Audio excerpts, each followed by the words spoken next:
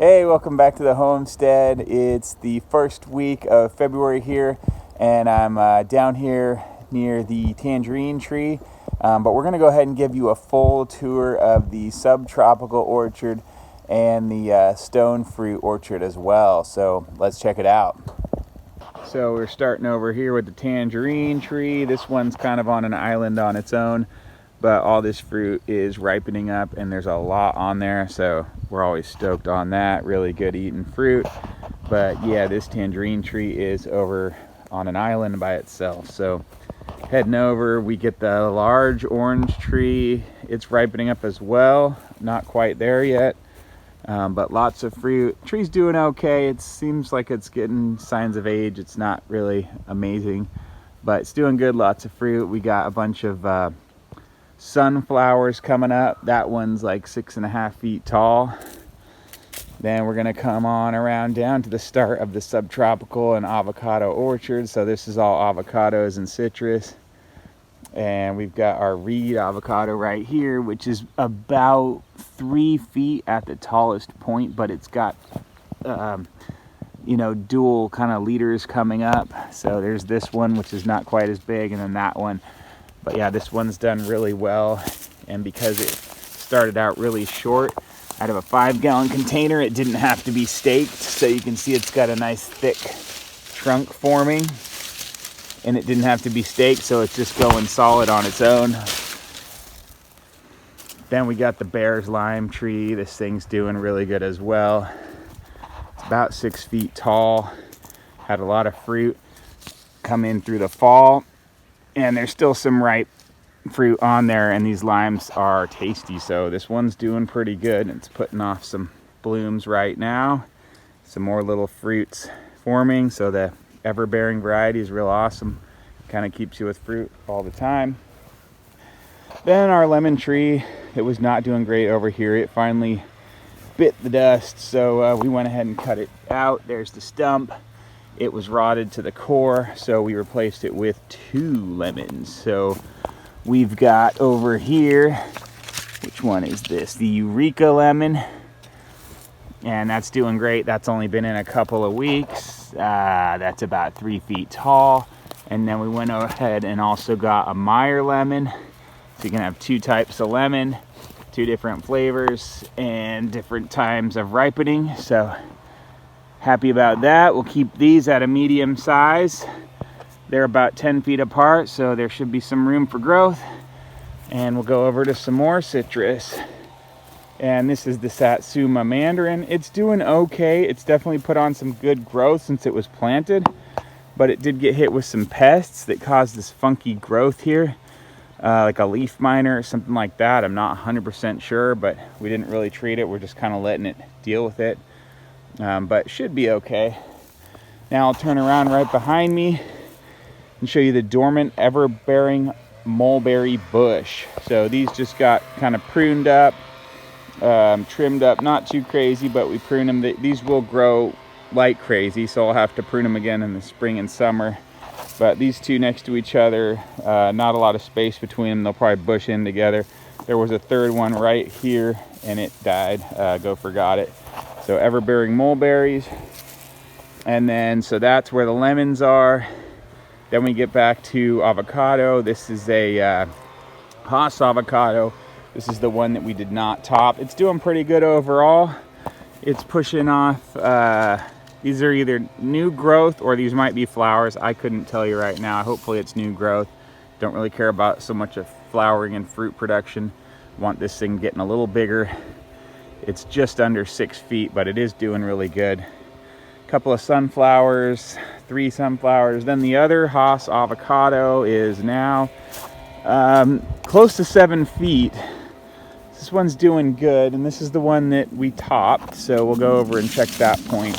So yeah, we made the cut down there. See that mark, and it, branched out. Avocados do not have apical dominance anyway, so you're not going to get a central leader coming up, but doing this makes it even spread out more so. So still kind of up in the air if that was the right thing to do or not, but you can kind of tell That one is much narrower. This one's bushed out wider. This one's also been in the ground roughly 9 months longer, but they're both very close in height. This one's twice as wide at least. And then we go to, and these are both Haas, of course. Then we go to our Fuerte Avocado. This thing had a growth explosion. You know, it quadrupled in size in a matter of months, and then it kind of stalled out. But, you know, you can see here's where it has a split point. So without topping it, remember, you'll get a split point on your avocado regardless. You don't really have to worry about them going straight up like a Christmas tree. But if you don't want them to get too big, then you do want to prune them back carefully and in a calculated fashion. So Fuerte Avocado, and it does look like these are flowers. So all these avos are probably pushing flowers, which whatever, that's all right. If any fruit comes on this one, I will take it off. Same for the Haas on the left. Now this bigger Haas does have fruit that we allow to stay on it.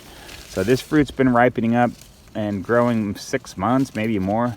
So it'll probably get ready to eat, you know, next few months. So that's it for the avocados. Keep walking. We've got another sunflower coming up. I think these are mammoth sunflowers. I'm not sure actually. I could look it up. All right, let's keep going to a kumquat. Yeah, look at that one.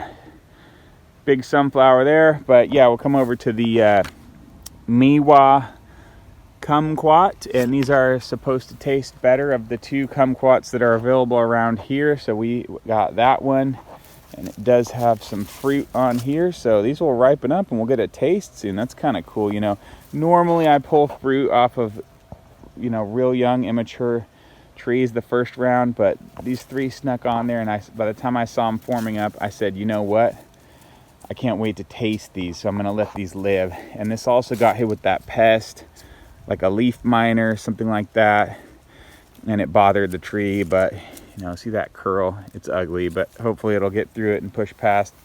Didn't really have the energy to deal with that. We got these on drip, so that's emitter spraying this way, or no, it's spraying that way in a 180 degrees, and one over there, so we get good root growth spreading out. There's the other orange tree ripening up. The hardest part with orange trees is eating and using the oranges. We have so much here that we don't really use too often, but we do have a lot. We need to juice them, eat them fresh, freeze the juice, all kinds of stuff, put them in smoothies. So I'll look back towards the subtropicals, and oh, almost forgot. Strawberry guava here, strawberry guava there. And these are starting to send out some blooms. You can actually see there's a flower there. These we're gonna keep small. We're not gonna let them get big. They will go to a full-size tree, go crazy on you. So we don't necessarily want that to happen. These kind of just for fun. The fruit, it's decent. Kids like it, I guess. You know, it has a hard seed in it, so it's not really my favorite. And that wraps up the subtropicals and citrus and avocado, all that. So we'll head over here to the stone fruits. All right, so now we're in the stone fruit and palm fruit orchard. So we'll go ahead and check this out. Starting off here, we've got our Santa Barbara peach. And all of these have been pruned for the winter already. I didn't make a video on that. Didn't really have the time and resources to do that. So you'll see the after effects of what I have done. This one's like 6 feet tall. I tried to open up the center a little better. We'll have to make some more detail cuts later to decide which way this thing's gonna go. But we've got branch here, here, and here heading off for kind of an open center. We'll see what this does, if it could be also part of the scaffolding. And this thing's got buds swelling up, you can see. So this one's gonna do all right. We got some plastic down to solarize some weeds down there. Then we come over to our mid-pride peach, and again, this thing, you know, it's like the same as the other one. I'm trying to get my scaffolding structure set up. So I'll show you later in this orchard what is ideal, because this one's not ideal, and this is a good example of what can happen if you don't come in with the right plan. But it is swelling up buds and looking ready to break buds soon. Then we get our that was mid pride. This is a May pride. This is all peaches so far. This one has a better structure. I opened up the inside, and it's got 3 decent scaffolds, so we'll see if that can send out some nice structure and set it up. And then so that was, let's see, the last one would be August pride. This one has better than the others. It's got 4 kind of main lateral scaffolds, maybe 5 if you include that one. 6 feet. This was taken back quite a bit. All these had quite a bit of growth, so you can see it's been thinned down, and it'll have a growth explosion. As I've said many times, do not be scared to prune these things. They have very vigorous growth. Then we get over to our gold-kissed apricot, and this one was big. I mean, this was 7-8 feet and just big and bushy and good growth out. So this one has pretty good structure, open center, scaffolds going out. Overall, pretty happy with this. Gonna do summer pruning as well, just to shape them or keep them from getting too out of shape. But that one I'm happy with. Then we got our gold kissed. Wait, was that gold kissed? That might be gold kissed actually. This is Katie. It's got almost a modified central leader. Like here, you've got 2 scaffolds off there, but then you've got scaffolds down here. So not my favorite setup, but hopefully this will work out. And then this is the, let's see, this must be the Tropic Gold. I don't know if I'm mixing them up. We have a Gold Kissed, a Katie, and a Tropic Gold. So this one, the other one died. I think it may have not got enough water. There's a dead one. Or it got gophered, I don't recall. But so this is what I was talking about to get the structure right. Believe it or not, this has been stripped to nothing at 24 inches, and that's the way I like to do it, and I'll show you why in a second here. And this one's off of gray water, so some of them are going to be on irrigation. Reason being, it's far from the gray water hub over there, and there's not a ton of fall to get the gray water there. So I think that may have been part of the problem. It died. It didn't get enough water. So now we're going to turn around, go to the next row. Flavor Grenade Pluot. And so you can see 2 sticks. That one's 24 inches as well. And Pluot is a plum and an apricot, but more dominant on the plum side. So there's Pluots, Apriums, and gosh, one more thing. And the difference in them is how much dominance on the plum or apricot side. So that's a Pluot. We also have an Aprium we'll get to in a moment. Now we're over to the Burgundy Plum, and this one was stick pruned last season. So this one was put in a year ago. We're now in the new year of 2022. So this was put in winter 2021. Stick pruned to nothing. So here's what I'm talking about. I got my structure with an open center that I like. 4 scaffolds coming out, cut back to about 18 inches. This will set a further branch out, and nice open center and a clean look to it, just the way we like it. Then we've got our Royal Lee cherry. They're doing pretty good. The open center worked out. I had to cut one off here. This large branch was just going up pretty vertical. And these were ones that I trained, these 2 cherry trees, because they were going so vertical. So I took strings, pulled stuff away. And you can see buds are swelling. Let's see, get me out of the sun. And ready to come alive. Now we're over to the mini Royal cherry. Got it just under 6 feet, got that nice open center. Had to do the same thing as the other cherry, take out a central branch that was kind of just going straight. So pretty happy with this one. It's got some bud swell, so hopefully those will break soon. Then we get a Panamint Nectarine. This one's kind of lackluster. Not the best shape on it, not the best growth and vigor. Hopefully this thing will turn up good. I'm not really sure what its status is, but it's alive, so we'll see. So that was Panamint. This is Desert Delight. Beautiful blooms on here. Just look at that. and even growth coming out. So first to wake over here goes to the Desert Delight Nectarine.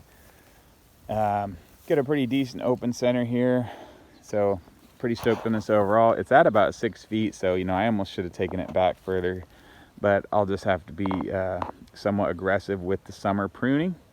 Now we'll head over to the next row, which is over here. So now we got an Arctic Star White Nectarine over here. This one's one I'm, you know, trying to shape and, you know, working with what I got here. I wish you know, the first season did better, but it's somewhat open. It was lopsided, you know, it's still kind of lopsided, so we'll see what happens. Then we come over to a Meth Lee Plum. This one, I just love this one. Look at that center there, wide open, nice structure, good branches coming off, also about 6 feet. Then we come over to a Gala Apple. This one actually put an apple off that we didn't notice until it was pretty well developed, so we let it stay there and ate it. It's in a past video, but good structure here. And then the Fuji. Oh, let's see, I got it backwards. The other one was Fuji. This is Gala. And this one we got not bare root. It's one of the only ones we've got not bare root. Planted it, not much has happened. I didn't prune it. It didn't go dormant, kind of weird also. So we're just letting it get established before we do much cutting. So now we'll turn around and we'll see a golden Dorset apple. And you know, something about the apples here haven't really done all that great. I'm not sure why. This one's got kind of a central leader going. So we'll see. It's blooming, it's beautiful. So hey, at least we got that going on. Then we got a Flavor Delight Apium. And I love this one. This is one that was stick pruned also to about 30 inches. So the newest ones I did to 24. This is to 30. We'll see, you know, the difference if we prefer one over the other. Nice open center with 3 scaffolds coming off. You'll see in the past videos, if you look into my orchard section, this broke here, and I was upset because I wanted this as a nice scaffold, but something, you know, they always send growth off break points, so more growth came and we ended up salvaging this scaffold. So 3 main scaffolds, open center, love it. This thing's only been in the ground a year, same as that other plum tree I showed you that was stick pruned. So I didn't really show you what it looked like, but it was like 6 feet tall. So these things can grow fast, prune hard. Then over here, the last in this row is the all-in-one almond. This thing was huge, took a lot off of it, and you can see we're already getting blooms. So beautiful, that pink there. So this will be pretty cool to see how big this gets. Maybe it'll set fruit this year, and we're stoked on that. And yeah, we had to take this one down because it was going like straight up, but there's a bud here. Maybe that'll send a lateral branch this way and get us that nice goblet shape kind of. Right now it's more like split with 2 scaffolds and those branch out. Maybe we can get a third this way. One last row here, Granny Smith apple. This one never really did much since it's been put in. I believe it was a bare root when we put it in, and it just hasn't really done great. Didn't go dormant like our other apples, but you know, we'll just give it some time and see what happens. Last one is, this is a pear. What's the popular pear? Bartlett pear. So Bartlett pear to 24 inches. Same as the other one. That's, if I could redo this whole thing, I would stick prune them all to 24 inches. And remember, there's a stick pruning video in my orchard section, the orchard playlist, so you can see how I've done that. But basically, you just prune it to a stick, and then when it sends off growth, you trim it up to how you like it and get your structure. Hey, so that's it for now. This is our winter update, or what we call winter around here. I know it's not really much of a winter, but I just wanted to show you guys what the orchards are looking like. We're getting some good growth. Things are setting up nice for spring and summer. So hey, make sure to like the video, subscribe if you're not already. We'll see you next time. Hey, so that's it for now. This is our winter update, or what we call winter around here. I know it's not really much of a winter, but I just wanted to show you guys what the orchards are looking like. We're getting some good growth. Things are setting up nice for spring and summer. So hey, Make sure to like the video, subscribe if you're not already. We'll see you next time.